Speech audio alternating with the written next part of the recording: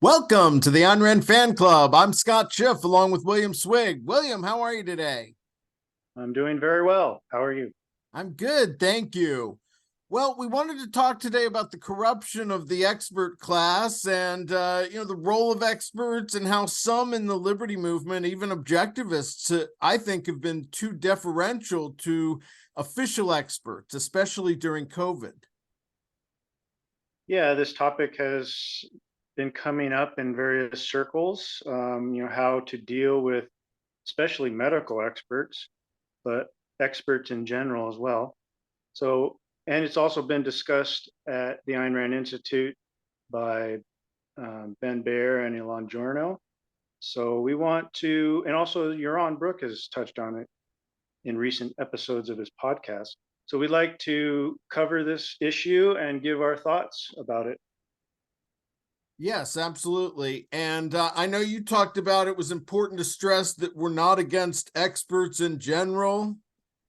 Right. Yeah. Sometimes people who are critical, let's say, about some particular type of vaccine that's been in our society lately, um, they are called like anti-expert or anti-vaccine, when in reality they're against particular experts or particular vaccines and have evidence or arguments against it.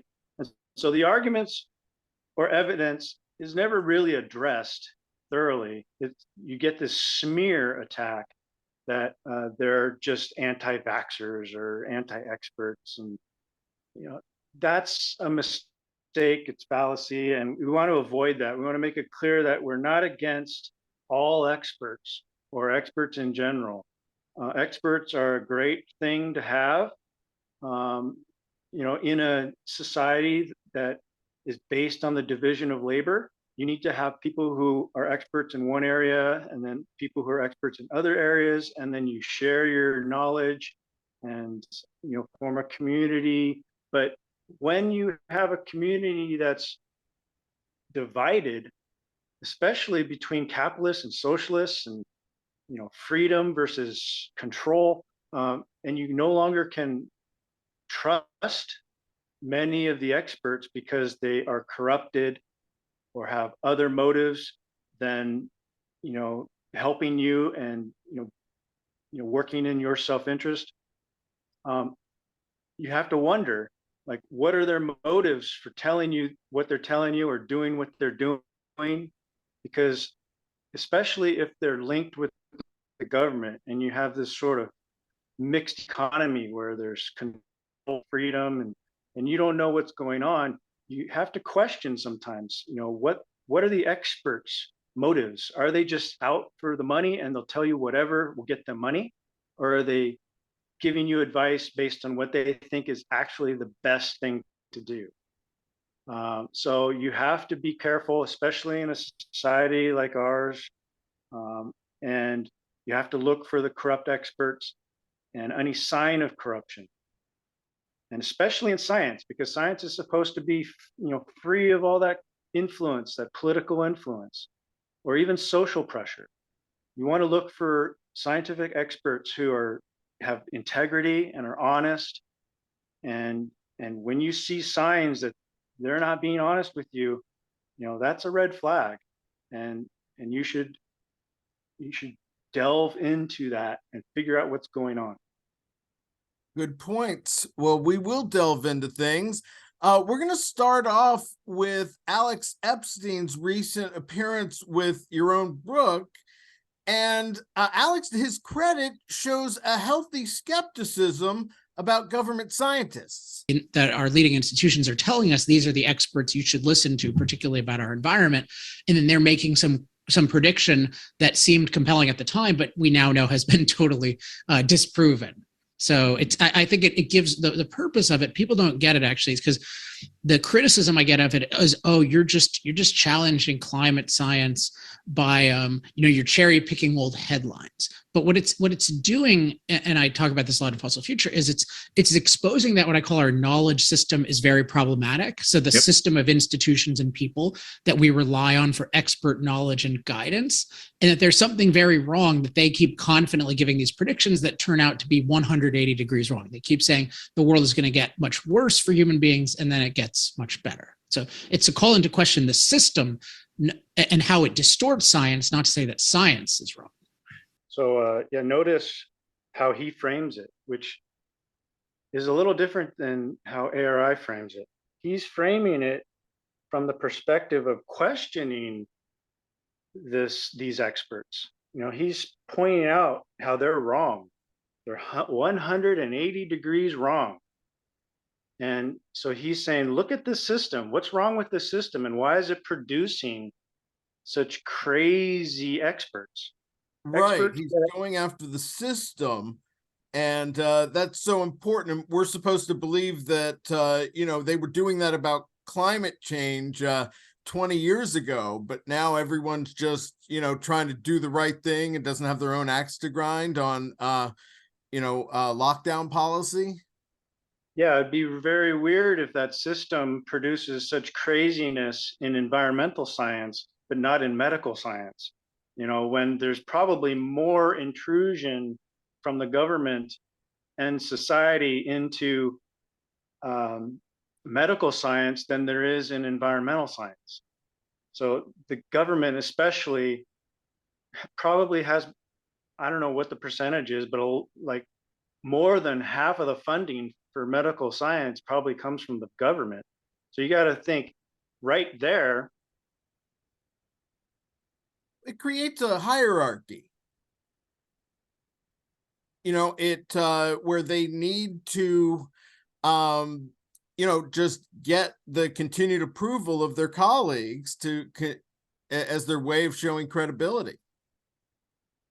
Right. Sorry, I had a little technical difficulty there, but I was going to say that so the government has all the funding, most of the funding for science.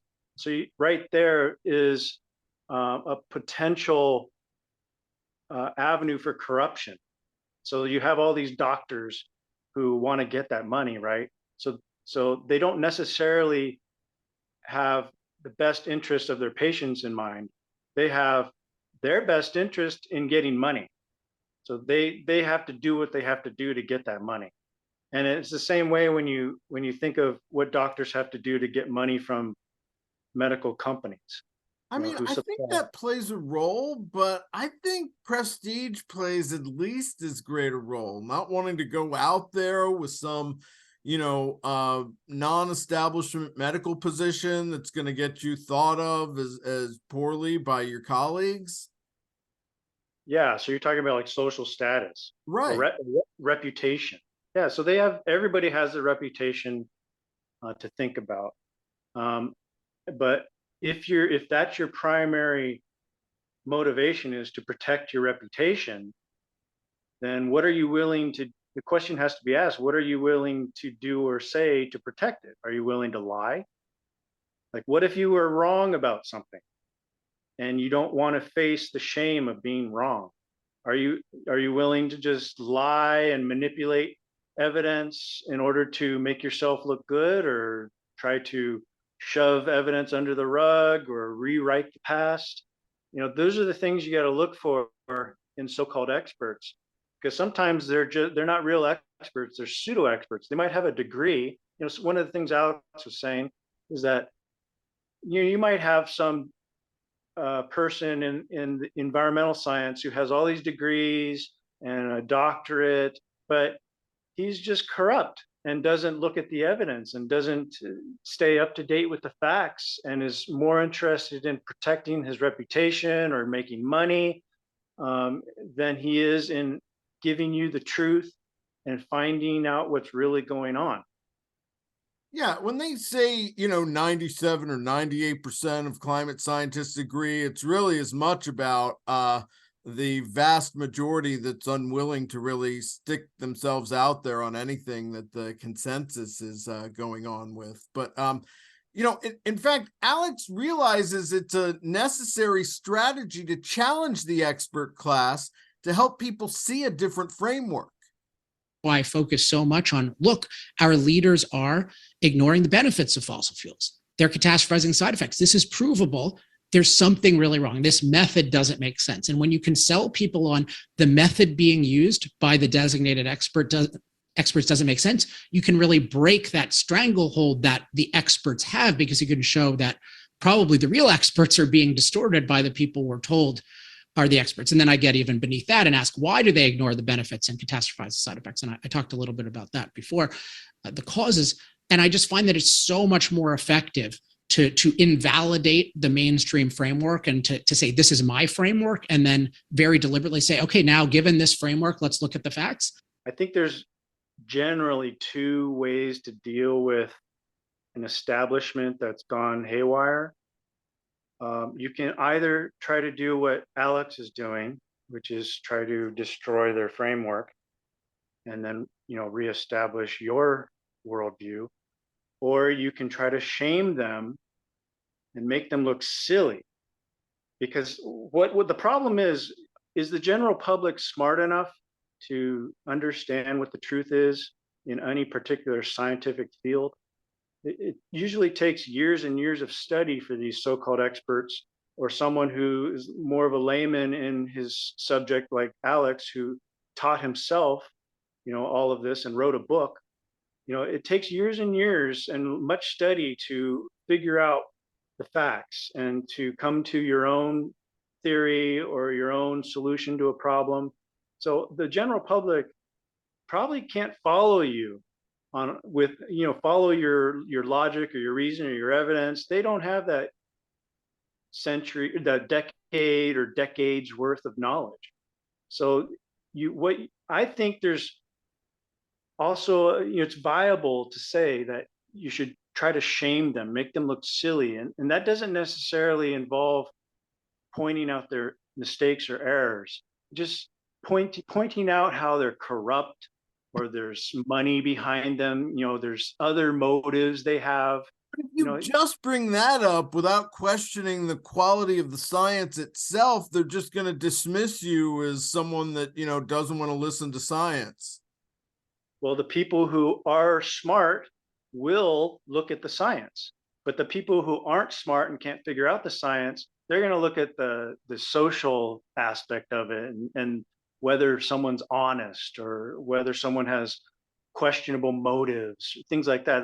That's the sort of thing that people who aren't very intelligent and don't look at the science, that's what they're interested in. That's how they judge an expert. Like, is this guy trustworthy? So I think there's value in taking both approaches based on your context. So I'm perfectly in line with Alex, because I think there's value in taking apart an argument logically and rationally and showing how this guy is not understanding the science, he's not understanding the facts. And that can be relevant and important for certain knowledgeable people to understand. People like me, generally, who really like the logic and the science. But there's a lot of people out there who aren't really interested in the logic and the science. And you need to get a mass base for a movement to overturn the establishment. And I don't think you're going to get that if all you're doing is focusing on squashing the science, squashing the mainstream pseudoscience. Well, there's many different steps. I mean, part of it is the package deal. I mean, these people, that are climate scientists. I mean, some of them are running the, National Hurricane Center or something like that, the Oceanic, administration. So they are also involved in real science sometimes, even though they may also have a political axe when it comes to, climate change politics. Right. Like the economy, people are mixed. So I understand, that some people can, in a certain field, they'll be really rational and based on the evidence, and they're really trying to persuade you, through logic. But in other aspects of their life where maybe money's involved or some other influence, they'll be corrupted, and they'll compartmentalize their life and decide, in this area I'm just going to have to go with the flow, or I'm going to have to break my morals or something in order to make money and support my family and that sort of thing. But in the other areas where that doesn't really matter, they can be free and honest and really take things seriously. The problem is the left also uses that kind of, oh, Alex, you're funded by the Koch brothers or by big oil, so therefore you're corrupt.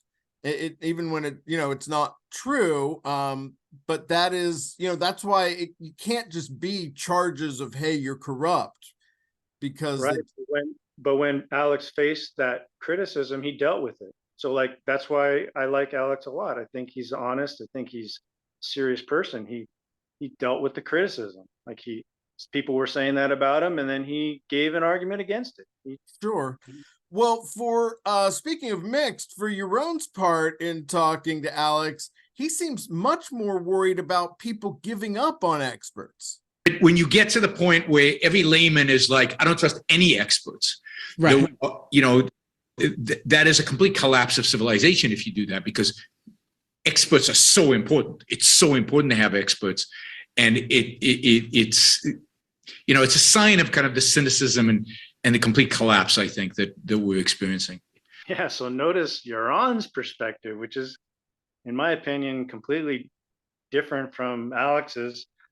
He says, when you get to the point where every layman doesn't trust any expert, how general can you be? That's super hyperbolic, false generalizing. We're not at the point where every layman doesn't trust any expert. Yeah, it's a bit of a straw man. It's like nobody's saying, I'm no longer considering gravity because it was a bunch of government guys that came up with that.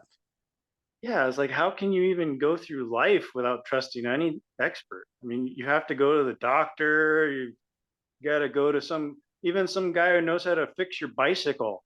There are experts in every field that people always trust. You hire somebody to fix your house or something like that.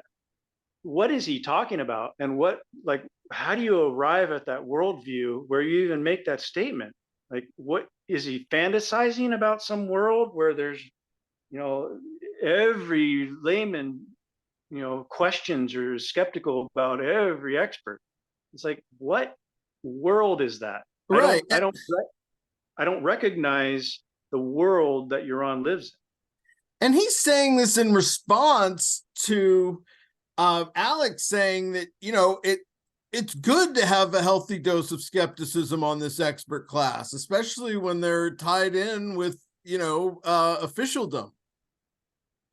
Yeah. So it does seem like Yaron's saying that's a bad thing, but I think Yaron's trying to ride the line. He tries to have a foot on both sides of the fence. So he'll say, yes, he'll agree with Alex because he recognizes that Alex is smart. So he'll say that you should be question certain experts. I'm sure if he's pressed on it, he'll agree with that. But he'll make statements like this where he's just a stream of consciousness, and the words come out of his mouth, and it sounds like he's inventing a world that doesn't exist. So I don't know what he's talking about when he says things like that, or why it's relevant. Why should we even entertain that notion? Is there ever going to be a world where nobody trusts an expert? Right. And that is where I'm saying I see that as an indication of maybe being too deferential to the expert class and saying, hey, we've got to listen to our experts. But it becomes, to the extent they've become a high priesthood, that's, it's whether you focus on the skepticism or the deference. Yeah. Well, he certainly focuses on the skepticism. I think it's a very dark worldview, and to some degree it might be justified because the left is making inroads in our government, and we should be very skeptical of them. And in some fields like environmental science and medical science, we need to really question them and make sure we're dealing with honest, with integrity. And I don't think we've been getting a lot of that lately. So I can understand having a dark view of things, but what I don't understand is leaping to these hasty generalizations where it's just super dark. It's like the end of the world, It's like, to some degree, he says it's never been better and life is grand because we've got all these gadgets and technology and we let every immigrant across the border. And then on the other hand, he says it's dark and what if but nobody trusts experts, and so he's got a mixed worldview that I don't quite understand. Kind of a mixed bag. Now the next video we have was from probably 2.5 years ago. It's Ben Baer and Elan Journo from the Ayn Rand Institute, and they're talking about the assault on experts. And this is, right in the beginning of COVID. Trump was still president. I think it was late 2020. And, they hadn't even really come out with the vaccine yet. But Ben starts off making a distinction in whether or not an authority is relevant. All knowledge takes your own work. And so there's definitely a logical fallacy involved in appealing to someone else's authority just because it's somebody important. There's a logical fallacy of appealing to irrelevant authorities. But it's also important to understand that the fallacy there is appealing to irrelevant authorities. There's no fallacy involved in appealing to authorities who are relevant, who are reliable, who know what they're talking about. Yeah, so reliability can be questioned. So I think what Ben is not focused on is that if one side of the debate, let's say you and I are arguing about whether this vaccine is good or not, and then you appeal to a certain authority, a certain medical doctor who has degrees in virology or something like that, and then I say, well, I have evidence that he's not trustworthy, he's not reliable, then we don't agree on the reliability or the authority of that doctor. Right. So and don't try to tell me I have to use him or I'm irrational. Just because you use just because you use that authority. Sorry, just because you use that authority doesn't mean it's not a fallacy. If I don't recognize that as an authority, then it's no use in your argument because you're not going to persuade me. We have to agree that the authority is reliable. Yeah, I think that's a fair point. The classic argument from authority fallacy almost always involves the person referencing the authority believing that it's somehow self-evident that their experts are relevant. Yeah, so you have to have a sub-debate. You have to then debate whether the authority is reliable. And that's the debate I don't think we're having. So some people just assert that authority, like certain medical doctors in the government, are reliable, and then they don't have the debate on whether he's actually reliable. Right. With the people who are questioning that reliability. Part of accepting that Fauci is reliable is implicitly agreeing with him and his minions who they think is unreliable. And so in a case, like Dr. Robert Malone, so in a case like that, they're never going to accept our experts either. Yeah, because they don't have the debates. They're not interested in people who question their authority. Right, and they are the authority, so they feel like, why even debate and give these people a platform? Right. That's a sign of not being objective.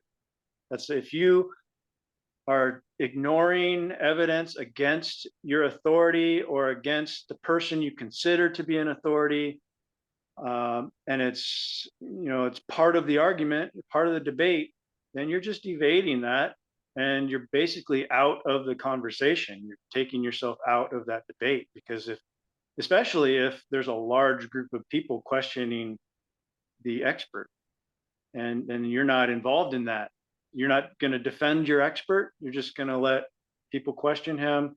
So to some degree, if there's irrelevant arguments against your expert, that's one thing. You can just point out that it's irrelevant, or, you know, why it's not valid.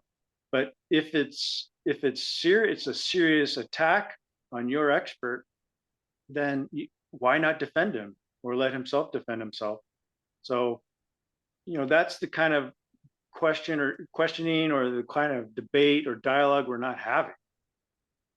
Yeah, they look at it like, oh, well, social media took down these people, so they must not be credible, even though it was the establishment people that were, you know, kind of fostering that environment, let's say.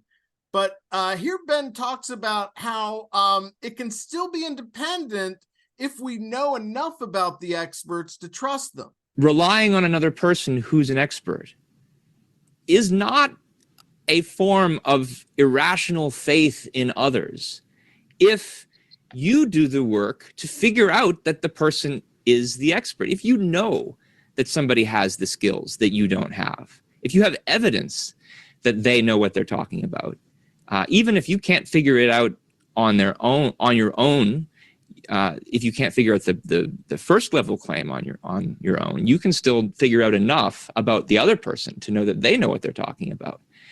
And that gives you rational reasons to trust them. Now, it usually doesn't give you reasons to think the person's certainly correct, but it does give you at least some reason to think that what they're saying is possibly true, maybe even probably true.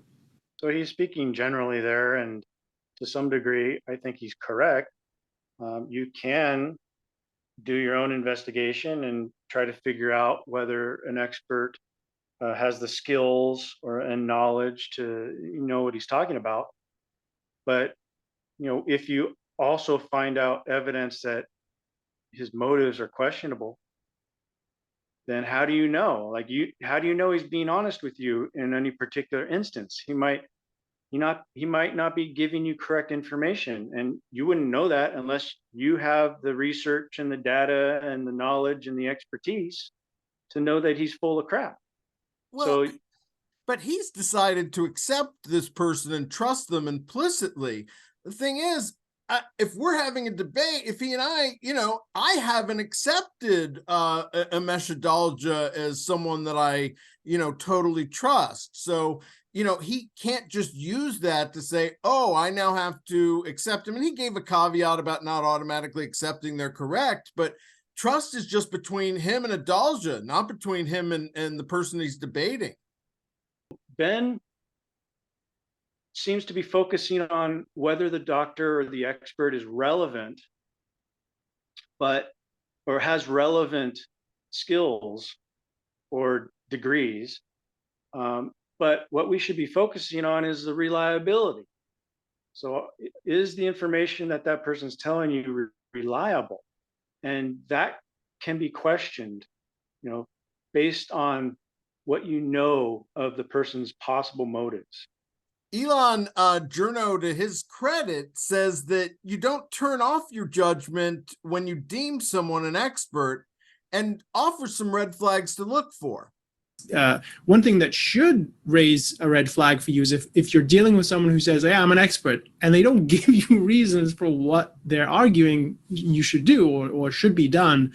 That's a warning. Either, I mean, it could be something benign, like they're not good at communicating, which is its own kind of thing. But often it's they don't want to give reasons, and that's a bad thing. That's someone who's not really trading on their knowledge. They're trading on their authority, and they want obedience, and that's not a good thing. The problem is not that they say they don't want to give reasons. It's that they'll use these studies that back their position and then just declare any of the other studies flawed.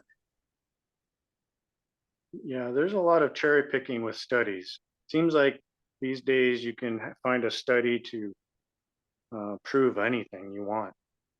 But that's, I think, a symptom of government influence in science, is that anyone with some pet theory can get money from the government to do a study, and then they can manipulate the study. I think that was proven by some people. I forget the names of Yeah, the people. James Lindsay was involved with that. Yeah, they proved basically that you could write a bunch of nonsense and get it published in these scientific journals. So it's hard. It's very hard these days to trust science. Maybe not in general, but certain people within certain scientific fields. It's like, what garbage? A lot of garbage is coming out of especially social sciences. So it's very hard to trust these people. And Elan is focusing on the red flags. So I think there are a lot of red flags, but he's saying, he's talking about an expert who won't give you any reasons for his conclusion. And that, I mean, how often does that happen? Right. Usually, if you're going to a doctor, he's going to tell you like step by step, what's going on, why it's going on. They're going to have tests. They're going to have, Even like, if they're winging it. Yeah, it's like very hard to get through any sort of medical visit without them wanting to run a bunch of tests on you. So they're going to have evidence. And I'm not saying all medical fields are, you need to question all medical fields or medical doctors. A lot of doctors are great, and they'll do this test and they'll show you the proof of what they're saying. But did we get that? Did we get that sort of proof with the recent vaccine? It's hard to trust people who are just standing at a podium, an official government podium, telling you what to do without really giving you any hard evidence for the effectivity of it. Yeah. But they had a bunch of studies, and all the studies that said there were problems had problems. So here in this one more quick point. Okay. Is that when you do demand all this evidence from your doctors, like Elan was saying, you should go to experts who are willing to give you reasons for their conclusions and show you evidence.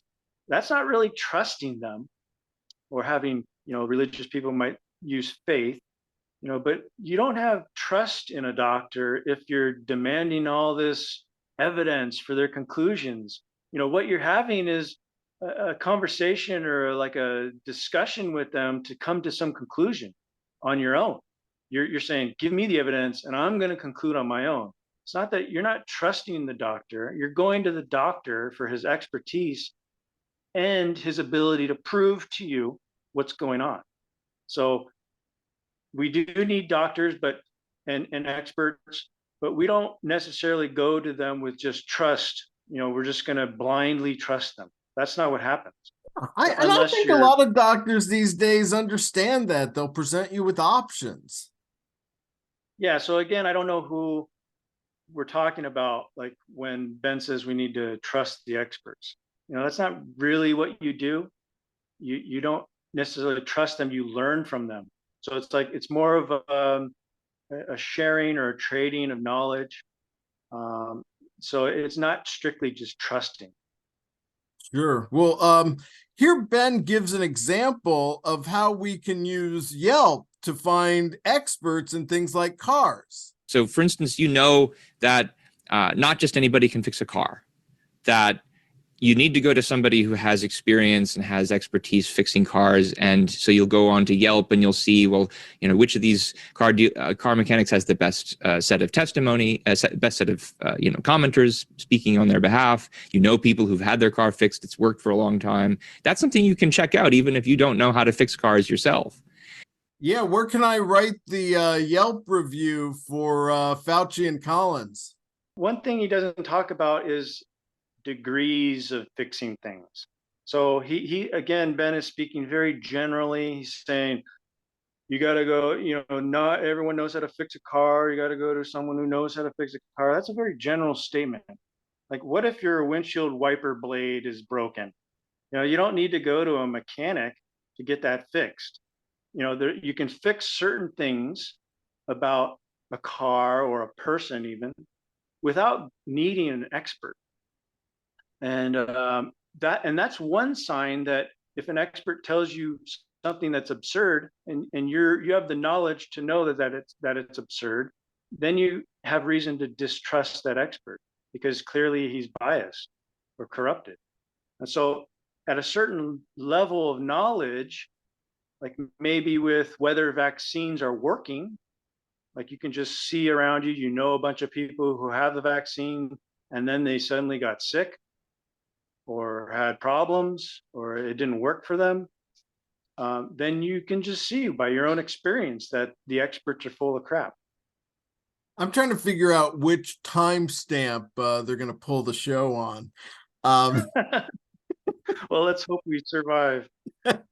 So Ben, to be fair to Ben, he then says there's a lot more to look for in someone to work on our health, but he talks about probabilities and consensus. Even when you rely on experts, whether they're doctors or anybody else, it's rare, if ever, that you're going to invest them with complete certainty because of this trust. It's going to be some level of probability. And that's especially because of the fact that, doctors and experts of all kinds disagree with each other. And when lots of them agree and when there are no red flags, then I think that consensus, it increases the probability of accepting what they're saying. It still doesn't make it certain, especially since we know that in the past there have been consensuses of experts who've agreed on things and they've still been wrong. But if you're just going on the basis of probability, I think it does increase the probability. It's a little shocking to me that an objectivist would rely on consensus when we're not collectivists here, and we require, evidence and reason to form our own objective conclusions. And consensus is basically just a poll of other people's opinions. And right, according to the consensus, Howard Rourke should have let them put a bunch of extra adornments on his buildings. Yeah, so I don't understand the appeal to consensus, even though he qualifies it. Obviously you're not going to rely on consensus completely, but why even bring it up? It's not an issue. The issue is what Elan was talking about, is where the doctor or whoever the expert is needs to give you reasons and evidence, and then you need to judge that or evaluate those reasons and evidence on your own objectively to make a conclusion for yourself. You don't then go around and say, hey, everybody in the room, what do you think of this evidence and reason, logic? So it's basically a misfocus, I think, is what's happening here. And another thing he talks about is being certain about things. And I think he's using that out of context as well, because he's talking about you can't be completely certain because there's differing opinions and experts disagree. Well, that's not how you achieve certainty in a particular context. You don't look at just because there's disagreement, you can't be certain. Certainty is when all the facts, all the evidence and facts that you have point in one direction. And then you're certain about something within that context. So, and you can't just go by what other people are saying, because that's not evidence. That's not a fact. But about 97% of client scientists agree. Exactly. So what Ben would clearly reject in climate science, he seems to be adopting in medical science. He leaves himself an out saying, it's not certain, and so, but I mean, I don't think there's that much difference, but this episode was called The Assault on Expertise. And so, I just, again, is it being too deferential to the expert class? Now, in this clip, Elan, to his credit, acknowledges that there's still a lot open for debate. We dig into any discipline, the more you realize that so much that you think is just settled is just under, there's debates about how to understand things. And it's important that the person that you're evaluating as an expert be able to tell you, one, the limits of their knowledge and the kind of things that people disagree with them on, and not be threatened by that. So they should be confident, yeah, this is my view, and yeah, you'll talk to another doctor and he'll say X and not Y, but I still think I'm right because the evidence is on my side. And so you want to be in a position to be able to say, either I could gain the knowledge over many, many years and come to a view of what this issue is, or you can ask another someone who's a trusted expert and they can help you navigate it. But it would be very suspicious if you heard, oh yeah, this is all settled, there's no questions about this, or there's no, all the studies are settled. Yeah, I mean, it was Obama saying the science is settled, and he stacked the government scientists with people who shared that view. Sure. Yeah. Well, any administration is going to have a bias towards people who agree with them, especially when you reach that level of politics, where I tend to think that you can't become president without just bending the knee to a lot of people. So you don't get to be the president, as an independent thinker. That's just not our society today. Our society is corrupted and run by a bunch of either mixed people or outright socialists. But the same can apply to the head of the CDC and even the department heads. Oh yeah. Well, they talk about the deep state. I think the deep state does actually pretty much run things, and they're the career politicians or career government officials, and they will move mountains to get you out of there if you don't toe the line. And then we saw that with Trump. So they would lie and manipulate evidence, and they used intel agencies to paint him as a Russian spy. Exactly. So, but getting back to Elan, he's talking about things being settled or not. And so I just want to say that it depends on the amount and quality of the evidence, whether something's settled. So, for example, we have endless evidence that the sun will rise tomorrow.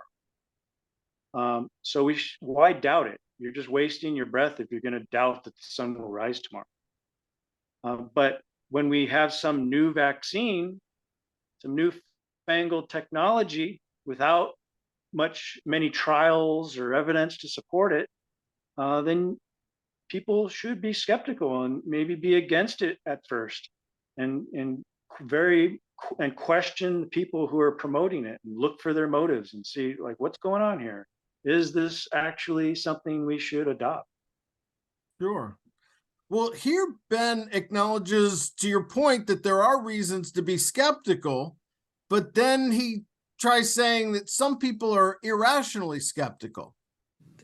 Part of the reason, I think, the legitimate part of the reason why there's been declining trust in experts in certain sectors of the population is because the experts themselves haven't done enough to earn it, or in certain ways they've betrayed trust that we've already given them. But yeah, I think you're right. That is not the only factor. It's not just the fault of the experts. It's to a significant extent also the result of certain kinds of trends in our culture that lead people to be, let me put it this way, irrationally skeptical about experts, even when experts have earned our trust, and they don't acknowledge the trust that they should acknowledge. This is a very mixed up view, in my opinion. I don't know what he's really talking about here. He's saying that he's talking about irrational skepticism of trusted experts. Why would you be skeptical of a trusted expert? So, and then he's talking about legitimate distrust about experts who have not earned our trust or have betrayed our trust. Why doesn't he focus on that? It seems like he should be focusing on the legitimate reasons for distrusting experts like we are. Yeah, and he seems to acknowledge there are legitimate reasons to distrust experts, but somehow these are like a different group of experts than the ones that we're being irrationally skeptical about. I mean, yeah, it's like the whole broad class of experts is all mixed together in his head, and he's lumping the good experts with the bad experts. And But so, then sometimes separating them when he wants you to listen to the good experts. right. Well, when he wants to defend experts, he'll just talk broadly about experts in the positive. But then when he wants to seem like he's got a rational take on things, he'll actually acknowledge that there's bad experts. Right. I mean, it's a very vague description. I agree people can be irrationally skeptical, but I guess it's that maybe I don't recognize or trust his expertise on what is a healthy dose of skepticism. Yeah, well, I don't know how we could figure that out from what he's saying, because he's not getting into the particulars here. I would like to see him try to ground his conclusion in reality, in particulars, in actual examples, and talk about these legitimate reasons for distrusting so-called experts, as well as the times where it's improper to be skeptical about trusted experts. Like, who are these trusted experts? Like, who does he Well, consider to be a trusted expert? I think he's more concerned about the doubters of the motive of the motives of the doubters, I guess, because then Ben talks about how conservatives can sound like Marxists when doubting the experts. There is an attitude out there, and it's interesting that it's on sort of in the opposite political camp of socialism. You see it more on the conservative, allegedly right-wing side of politics, that sees scientific experts as these elites who are engaging in some kind of conspiracy to control our lives. And as I see it, this is not much different from the Marxist view that there's a conspiracy of capitalists that's out to do the same. And so when you hear that kind of attitude coming from the president or from other politicians, you have to be really critical of it, especially because of the fact that it ignores and tries to evade real values that are associated with the acquisition of knowledge, which knowledge we really need right now more than anything else if we want to get through this pandemic. He's just trying to smear the conservatives, I think, by showing or by saying that they're conspiratorial in nature, like Marxists. But the analogy breaks down, I think, because Marxists are conspiratorial about capitalists, which aren't really experts. So capitalist is just a name for people who, promote capitalism. But when we're dealing with medical experts, let's say, they're not necessarily like capitalists, or they're not like a group of people who just believe a certain thing.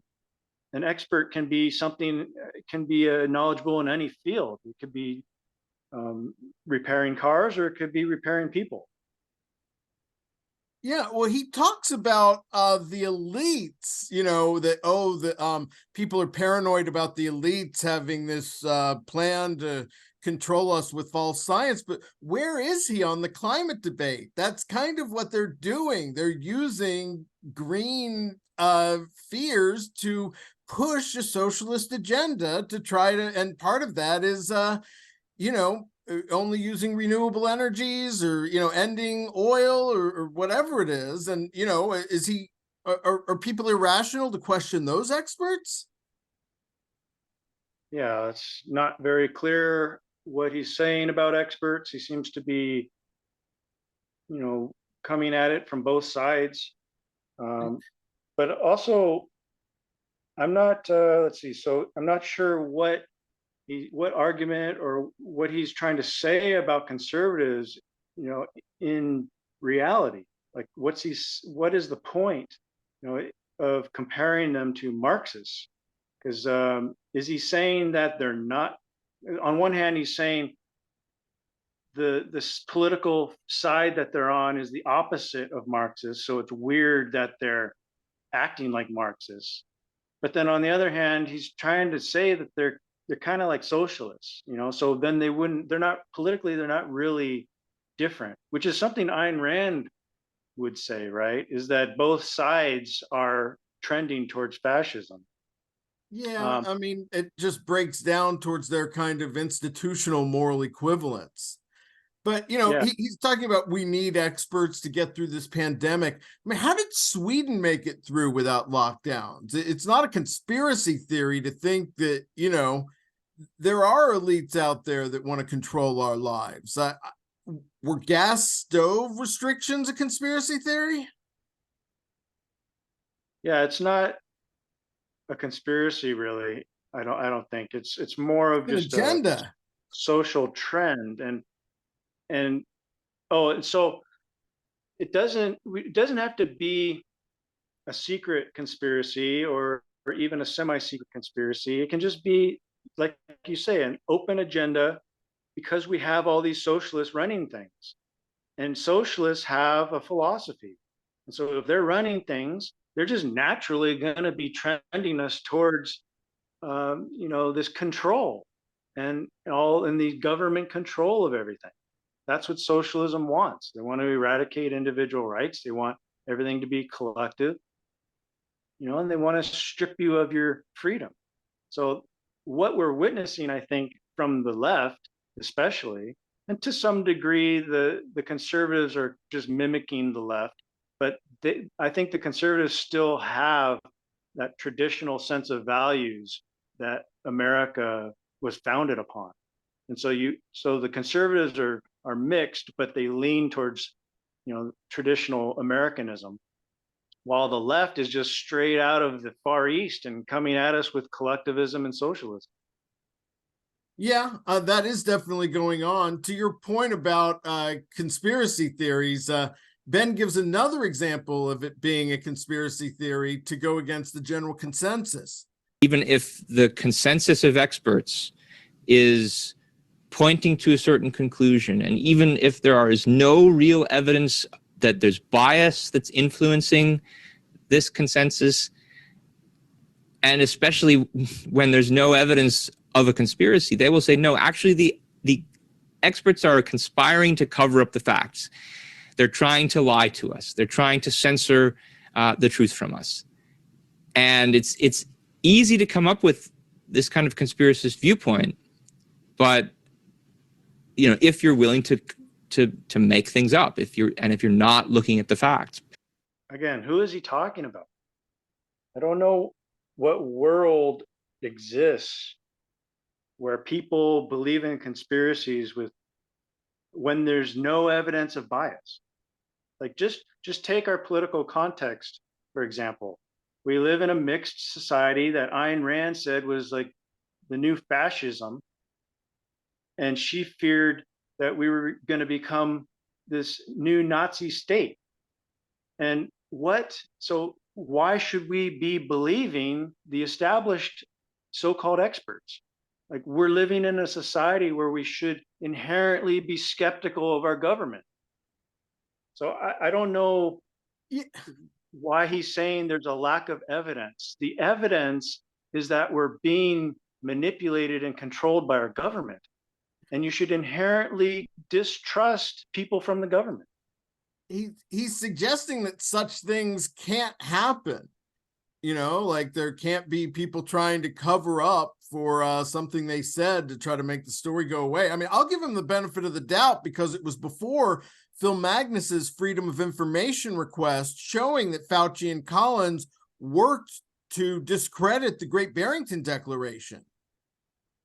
Yeah, but they came at it with the hard evidence. I'm talking more generally and abstractly from a philosophical perspective, which objectivists should have, because they've studied Ayn Rand. Sure. Why would you just accept what a government official is telling you unless you know it 100% to be true? I stopped listening to leftist media years ago because I didn't want to be brainwashed by their propaganda. I did my studies and I realized they were full of crap. And so I pretty much tune out all of the mainstream media and I only focus on alternative media. And even there, I'm skeptical because I know that in this day and age, in this society where we're like quote unquote post-truth, you shouldn't be trusting what so-called experts or media people tell you. You need to go to the source and figure out what really happened. Right.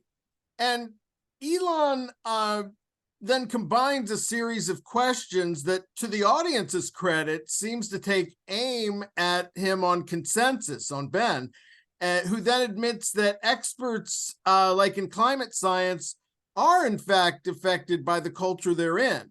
And one reason I think there is a kind of herding toward a certain view on climate science, particularly the views that lead directly to policy prescriptions, is that I think I don't think they're sitting around in a dark room with smoke filling the air, sort of conspiring in one way or another. I don't think that is what accounts for it. I think it's more an alignment of the kind of political and moral values that are often unadmitted or just taken for granted. Yeah, that's the point. It's not a conspiracy to realize that scientists can be subject to peer pressure as well. Right. And he recognizes that in the climate science, but what about political science? What about medical science? We're dealing with a system-wide issue. This is our whole culture is changing, our whole politics are changing. And it's changing through force from the left. So we're getting this pressure from the left to change society into a democratic socialist culture, democratic socialist government. So that's basically my point, is that we need to recognize this context, that overall it's a system-wide problem. The left is saying it's a system-wide problem as well, but they're lying to you. They're saying it's like white supremacy. It's not white supremacy, it's leftist supremacy. The leftists are invading, they're entering the government, they're trying to change our society for the worse. And we need to recognize that this fact alone justifies skepticism of any expert coming out of the government or who may be influenced by the government pressure. Yeah, I think that's a fair standard. At the very end, Ben does give credit to Leonard Peikoff for helping him see the difference between rational and irrational deference to experts.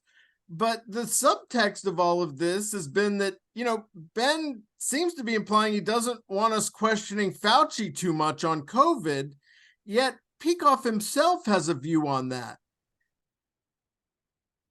I'm in favor of science, but I hope you don't equate science with Dr. Fauci. I just heard that Dr. Fauci has an annual income, I forget, $400,000 or something like that. And he's obviously tied into China. So Peikoff recognizes that you need to look into the motives of people like Fauci, and he talks about Chinese influence and the monetary influence. The guy receives this huge income from the government. Is he going to say something that might get him fired? I don't know. Like, is he going to go against the mainstream when he's making all this money?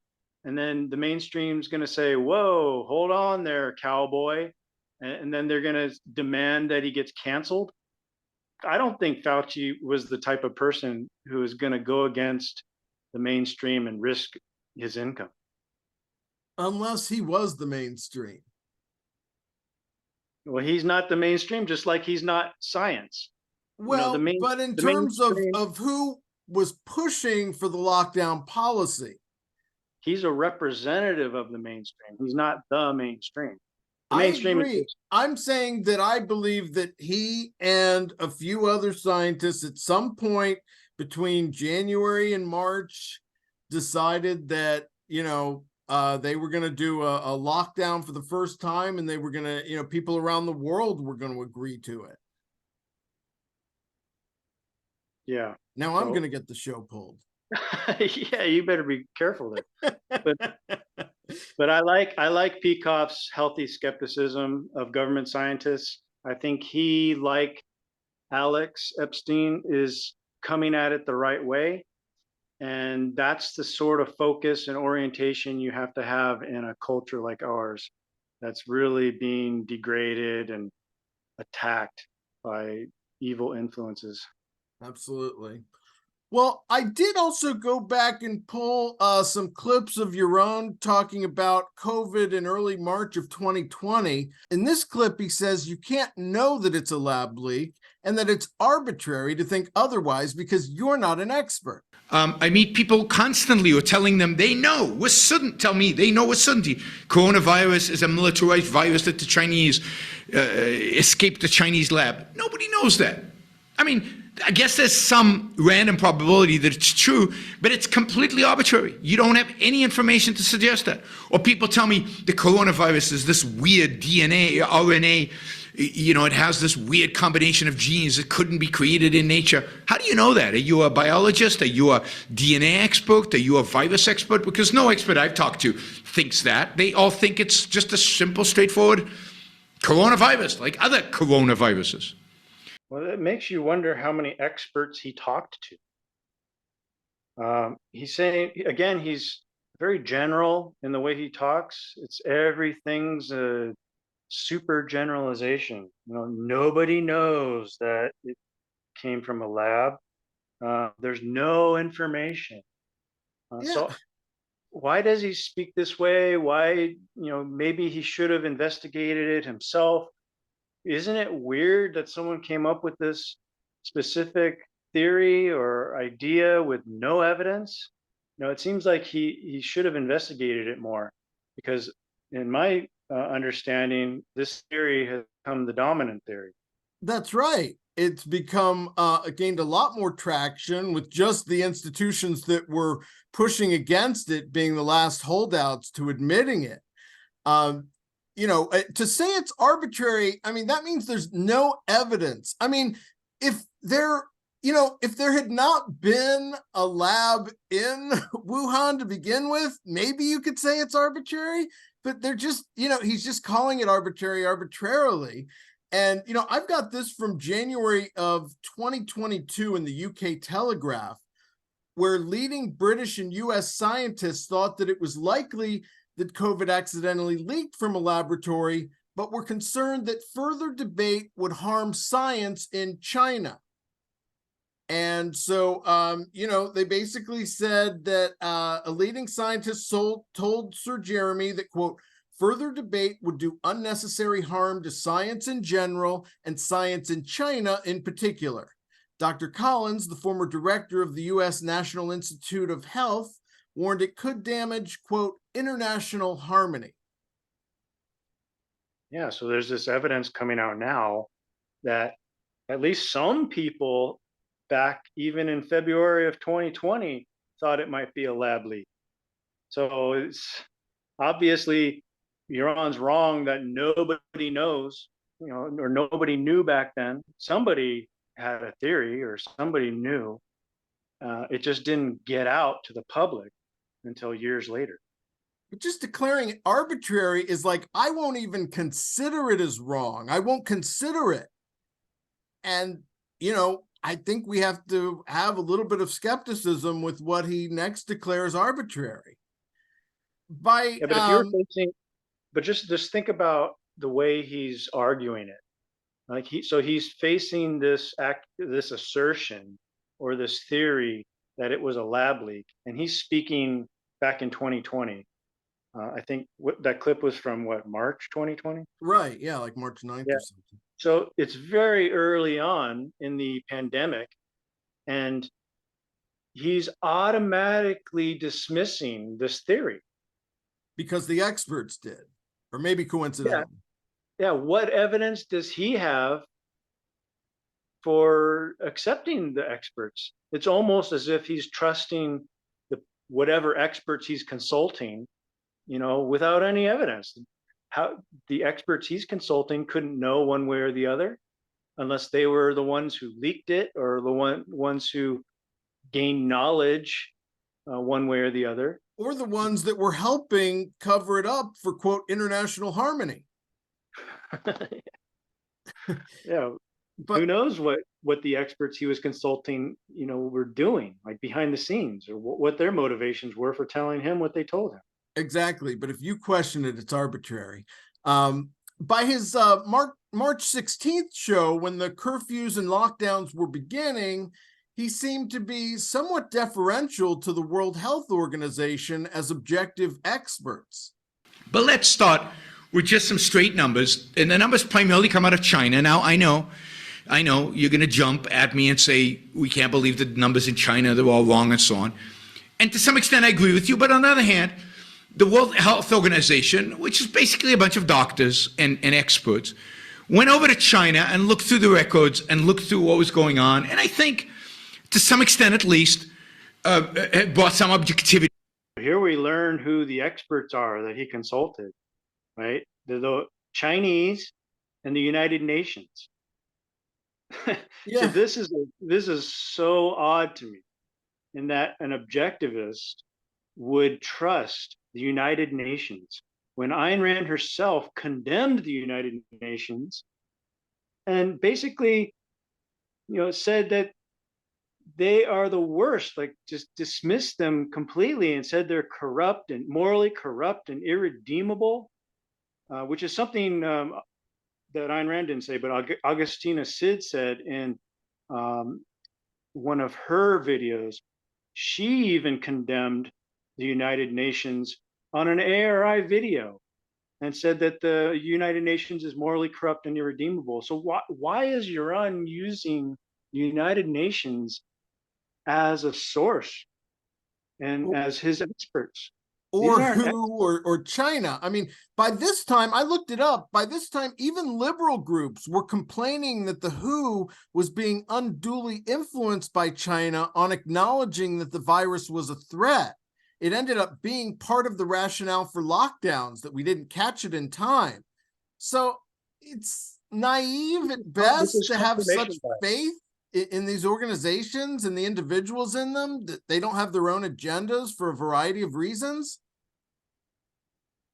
Yeah, this is something weird's going on here. It's like confirmation bias. Yaron begins with this idea that you need to trust experts. And so he digs up evidence for trusting experts, even if it's the United Nations and China. So it's like he'll go to great extents or great lengths to back up his bias. Right, and somehow we're being a Kantian skeptic if we're questioning China and the WHO. Yeah, it's weird that an essentially dissident philosophy, objectivism, would have such confidence and faith in the mainstream philosophy, mainstream government, and mainstream experts. Like, why aren't we just inherently questioning these people? Especially when they're coming out of the government. It's one thing to trust a private doctor, private mechanic who has clearly no bias or influence from, the government. I can understand trusting them to some degree. But when it's a government scientist, didn't we learn from Atlas Shrugged not to trust government science? I mean, it's like he read Atlas Shrugged and just forgot about it. Well, speaking of government science, when Amesh Adalja was on Ayn Rand Center UK in November 2021, I asked a question that Nikos kind of paraphrased about if Amesh can understand why people distrust experts, but he seems to see it more from the expert side. I think what's happened is many of the experts got tied into the politics because this pandemic, this issue has been much different. If you go back to Ebola or H1N1 in 2009, we didn't have this. And I think the experts got sucked up into that. And it became very easy to see things through the lens of politics rather than being an expert. So I think that this is going to take some time. There has been a breach now between experts and the general public. I try to do things like this, where I take questions unfiltered, where I'll answer the question rather than and work with people to see what their actual issue is. But I think it's very difficult because many experts don't want to do that. They've all gotten into certain camps, and because the attacks on experts, the physical attacks, the hate mail, that also makes it very hard to be an expert, because then you don't want to do things. You just kind of want to hide in your political cave if that's what's going to happen to you. If you have to have, Dr. Fauci has to have security everywhere for his daughters, that's completely insane. I get hate mail and death threats on a daily. I'll probably get some after this, but that's not. It doesn't make it fun to be an expert, and it also makes you more insular as an expert because you're triggered and you don't want to get yourself into these fights all the time. With Ebola and H1N1, they didn't lock us down and go after anyone who questioned them on the science of that or the lab leak theory. He's saying that the general public is making them insular, but wouldn't those that want to stay shielded from criticism also make similar claims about how the public makes it impossible to engage or debate? Well, he's also not addressing the question of whether they deserve this treatment. You talk about the lockdowns. We didn't have the lockdowns in prior pandemics or, where diseases were being spread around. So this was a radical change in society. They locked down, the whole country, the whole world basically locked down, except for, some places in Europe and some places in Africa, I think. So, and we were told 2 weeks to stop the spread. Yeah, so he's admitting that experts got tied in with the politics. Well, okay, then we shouldn't trust the experts. Maybe we should, be protesting them. Or I don't agree with sending death threats. That's awful. But No. You should speak up and against this intrusion or this conflation between experts and politics. And then also not just that, but experts and the corporations. So it's just a big mess when you're dealing with trends towards fascism or socialism. Yeah, the economy gets tied up with the politics, and so that's just what we should be focusing on and trying to solve, not this defense of experts. Well, he's ultimately rationalizing experts having an insular attitude. He kind of started to say he got death threats every day, but even he had to cut himself off as that's not true. But you can kind of, if you ever got 1 or 2 death threats, you can just conflate that into I get death threats all the time, and that's why I can't talk about anything. Yeah, I don't know about the death threats. He didn't go into specifics, but I wouldn't question that. It seems like there are some crazy people out there, and I don't condone. I agree. I don't want death threats on anyone. I'm not condoning it, but I've also seen people, say, like some guy just saying hi to him. It's like, oh, you're assaulting me.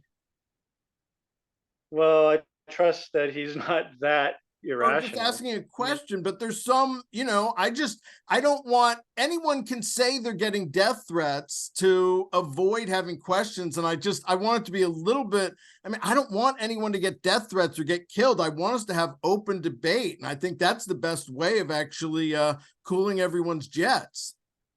Well, there is an argument there to say that he's injecting it into the argument or the debate to gain sympathy. Like a lot of people get death threats. They let the police deal with it. They're not going to make it public. Because if I were getting death threats for something, I probably wouldn't make it public unless it was absolutely necessary. Because then you encourage copycats.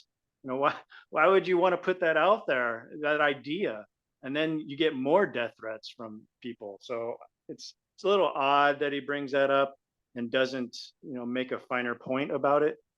It does seem like he's just trying to gain sympathy for experts. Yeah.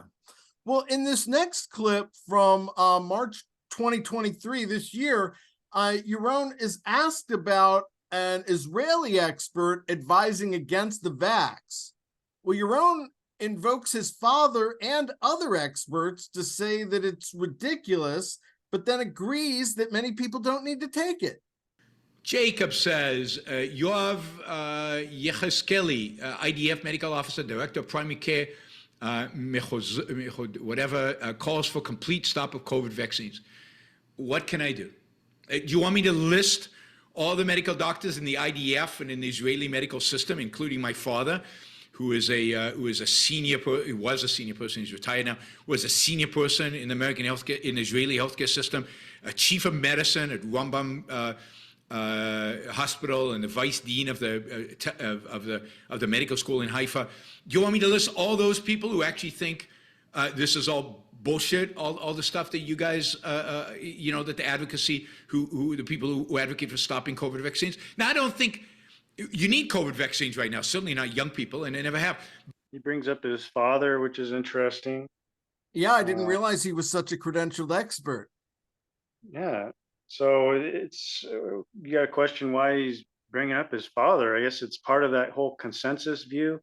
Like his father and all the other Israeli scientists who agree with his father, they say you should keep doing these vaccines. So therefore, Yaron believes, the consensus, and maybe he doesn't want to disappoint his father or go against his father, because then you'd have that conflict. The ultimate authority challenge. Yeah, so here we're learning a little bit about his potential motives for being such a advocate, of the vaccines. I won't even say that that's the reason. I just think it's interesting. There's a bit of a rewriting of history because, he goes on to say his issue with those saying the vax was killing people. But is your memory of history that experts were saying all along that young people shouldn't take it? I don't remember that. I remember them saying it was safe and healthy for everyone. No, yeah, they were trying to push it in the schools. So it was only later, after real scientists started pointing out evidence that young people didn't need it, that they started changing the policy. And they were trying to just make it a thing in employment too. So they're pushing employers to do the vax. You couldn't go to work if you weren't vaxxed. So, right. Well, that was a part of it. It wasn't like there was a mandate in the government, but then there was like kind of soft pressure on these companies, especially bigger companies, to make it seem like it was their idea. Well, I think they had regulatory power over a lot of big businesses or businesses with over 100 employees or something like that. And so, yeah, there was either a regulation or extreme pressure to get your employees vaccinated. And I think only maybe the smaller companies were exempted. But for a while, the whole policy or protocols around the vaccination process changed. They went through an evolution, and we're told that it was because new knowledge came out. But really, I think it was because new pressure came out. People started learning the truth, and they wouldn't put up with the garbage. You started getting mass protests, like the truckers in Canada. Yeah. And so they started getting a lot of pressure from society to even Black Lives Matter were protesting it. So they were getting pressure from all sides to end this insane draconian policy. And people who are now coming around to a more objective view are probably going to try to rewrite history so they don't look foolish. Well, I think that's what happens with the experts. They rewrite and they're like, oh, we've been thinking this the whole time. And then you go back and many times they'll use almost a politician's language to be able to say, you see, this is what I was saying that whole time. And that becomes their best area of expertise, how to, twist the language to serve them.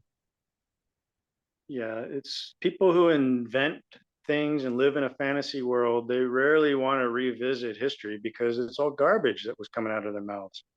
They're basically just bullshitters. They're trying to squeak by and fool you, gaslight you, make you think they're an actual expert who knows what they're talking about, when really they're trying to, please others and get along. They're mostly second-handers. And because anyone in today's society, not anyone, now I sound like Yaron, but people who live a second-handed life and don't take facts seriously. Their primary goal is just to get along and squeak by and not get canceled. And that's not how you achieve truth. And people who do not do that, who focus on the facts and are sticklers for evidence and the truth, they get shunned and they get pushed out of society because the masses don't want to hear that. They don't want their fantasy shattered by reality.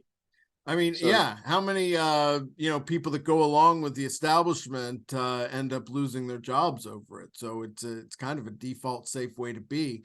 But in this other clip, Yaron gets a question about experts and gently chastises the questioner for putting expert in quotations as he defends experts and elites. I also, even though you put experts in quotes, I just don't like using that term in a sense that it's good that we have experts. It's good to have experts.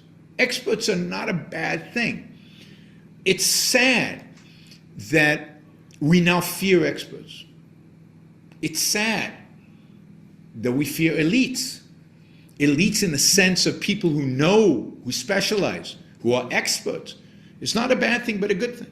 Well, he's speaking out of both sides of his mouth again. He's saying that he's using the royal we, or the collective we. We fear elites. So he's trying to include himself in this backlash against certain experts. But then on the other hand, he's saying it's good to have experts. And so he's kind of like defending a general idea. Yeah, of course it's good to have experts, but is it good to have pseudo experts? Is it good to have corrupted experts? Exactly. I mean, I don't necessarily disagree with some of what he's saying, since he's saying both parts, but no one is attempting to invalidate all knowledge. I mean, are most people erring too much on the side of skepticism, or is he perhaps a little too quick to sanction the shell of what was once more an objective expert class? Yeah, he seems to be on the side of the established experts. He's generally defending them. But he also has to ride the line. He has to be somewhat objective, or else he'll just completely sound stupid. So he has to acknowledge that there is this common general fear of experts or distrust going on. And I think, but he's not really examining the question of whether it's justified. Yeah, So he it's should like, go try to convince the experts to win back our trust. yeah, it's so it's hard to understand what his point is, what his motive is, what he's trying to say. Like, is he saying that sometimes he'll say that certain experts should be trusted and aren't, but then those are the experts that there's a lot of evidence not to trust. So it seems like he's referring to certain medical experts, government scientists, who basically lied to us and tried to gaslight us. So he's defending the wrong experts. Yeah, I mean, it's muddled at best. One of the selling points of closed objectivism is that they're the experts when it comes to understanding objectivism. Yet a couple of days ago, when someone asks Yaron about Onkar Gatte's latest talk at Ocon last week and how they didn't understand it, Yaron concedes that Onkar wasn't clear enough. I didn't get Onkar's talk at Ocon. Why is psychologizing bad? Ayn Rand was better at identifying people's psychological motives than anyone. I think it's always good to try and identify someone's psychological core, both politically and interpersonally. Yeah, I mean, the challenge with Onkar's talk is that he assumed that everybody knew what he was talking about, and I think that was a mistake. So Yaron then talks about Ayn Rand's essay on psychologizing, but all that aside, as chief philosophy officer at ARI, I mean, I would think Onkar's supposed to be the top expert. He's been doing this for 23 years, and he's having trouble communicating his ideas effectively to an audience at OCON. So, I mean, that also is the type of thing that will make people lose faith in experts. Well, I just like to play devil's advocate, and this is one example, possible example, if we take Yaron's word for it, that Yaron was not very articulate, or Onkar wasn't very articulate and didn't make his point. I don't know that to be the case. I haven't examined the evidence here, but if it's true, then sure, there's some instances where Onkar can't communicate a certain point. Sometimes I'll have trouble communicating a certain point, and I make mistakes. So making mistakes happens. We shouldn't just put them down for one mistake. I think there is better examples of so-called experts at ARI making clearer mistakes. Like Yaron not knowing an Ayn Rand quote on the David Pakman show. These are mistakes that are harder to accept because they're so obvious. Like, why didn't you know that? But it's not even, for me at least, it's the idea that they hold themselves to almost the standard of perfection, that only the people at ARI, can really teach you about objectivism. And it's because it's that standard. If you can have a more realistic attitude about experts and that they can be fallible, I think it's a healthier attitude to go in with. And you don't end up, being unable to admit when you're wrong, or even ask for help, or for someone to, give you a critical analysis of your presentation when you practice it for them, and make sure they, it's communicable. Right. I mean, I think to some degree you can consider people at ARI as experts because they've studied the philosophy their whole life and they teach it or they talk about it. But you have to judge for yourself whether they're speaking correctly on a particular issue. Because obviously you can't just trust what they're saying. Like Elan was saying in a prior clip we showed, you need to use your own judgment and ask for reasons and evidence for what they're saying. And if Onkar or Yaron can't give those reasons and evidence to your satisfaction, then why should you trust them just because they're a so-called expert? I think experts aren't omniscient. They're not infallible. And so we need to engage them, on a serious level and an inquisitive level. We need to, if we know that we don't know something, you could ask the expert and then judge their value based on the answer they give you. Yeah, I think that's fair. I guess just at the end of the day, we were talking about, motives for being too deferential to the expert class. And I wonder how much, considering yourselves these infallible experts plays into that. Well, that is a possible motive, right? Because they took a PPP loan. They take donations from big corporations and big people who have their own agendas. So I think we've learned that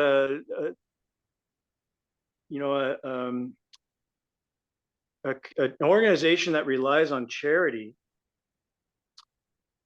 probably has some other motivations for the bigger agenda items they have. If, for example, like maybe they would say things like, we're all Israelis now, or they'd have some campaign supporting Israel because a lot of their employees have ties to Israel, or donors have ties to Israel, or are Israelis, or the corporations they take donations from support Israel, something to that effect. that's something you could look into and then ask them about it. Yeah. Like people would ask Alex Epstein about his connections to the Koch Foundation.